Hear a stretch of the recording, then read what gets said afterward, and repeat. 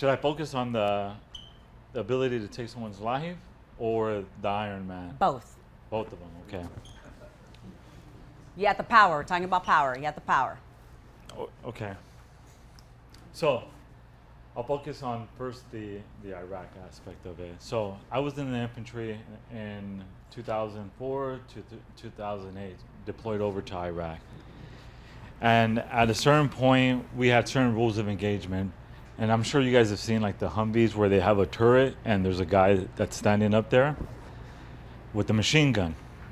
So at this point, our rules of engagement were the vehicles, we would drive down the center of the roads, and the Iraqi civilians would have to pull off the road, kind of on the dirt road, and they didn't have to come to a complete stop.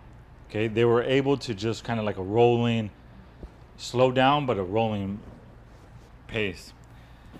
So the reason why we would drive down the center of the road is because we were dealing with a lot of improvised explosive devices at the time. So if you drive down the center, at least you're further away from the blast.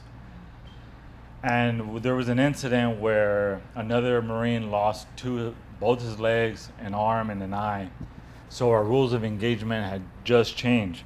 Now, when you're looking at Iraq, it's not like they have a news system to get information out there. So our rules of engagement from our higher ups had changed. And at this point, they were obligated to come to a complete stop. So they pull off the road and they would have to come to a complete stop. And my sergeant is telling me the new rules of engagement, and I'm obviously paying attention because I'm up on the turret. My responsibility is the Marines that are in the Humvee with me to make sure that they're secure and safe. I'm providing all the firepower there. And so my sergeant tells me, and I raised my hand, I said, Sergeant, let me get this right. If the vehicle doesn't come to a complete stop, we spray the ground. If they don't stop, we spray the grill. And if they don't stop, we spray the windshield. And he says, Roger that. I was just like, fuck, okay.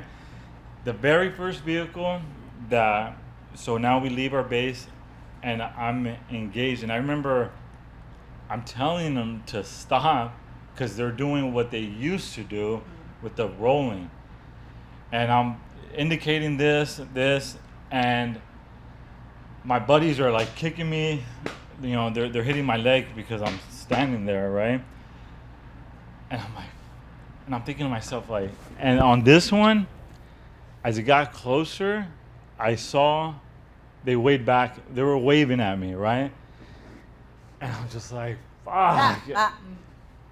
Oh. Okay. Well, we're talking about war though, yeah, Carla.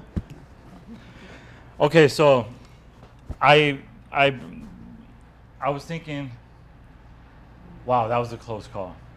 But as we continued, there was a moment there where I felt this extreme amount of power that a 19-year-old kid should never have, where I was conscious enough, and I say it, and I felt like a god, that I could take someone's life and there's no consequences to it. And you ask me, why didn't I? Obviously, if they're, an insurgent or actually a threat to us, I have no problem on that aspect of it. But when you're dealing with civilians where the rules of engagement had just changed, I didn't have an answer for you, but you told me to reflect on it. And the reason why I was aware of that power, which scared me, but I've always believed in God, right?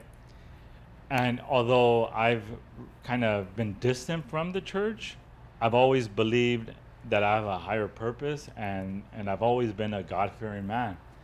Maddie and I just went to church this past Sunday, and there's a saying when you start getting back into seeking God, that it's almost like the devil's going to tempt you. He's going to make present challenges to you to really test your faith. Obviously, nowhere near the level of like the Book of Job, right? I mean, my dog was sick, but it's these little things that these little tests that are coming into my life that are challenging me, and I think that some guys in the Marines with me didn't have that God base, and they felt that power and they abused that power. So that's now when it comes to the Iron Man.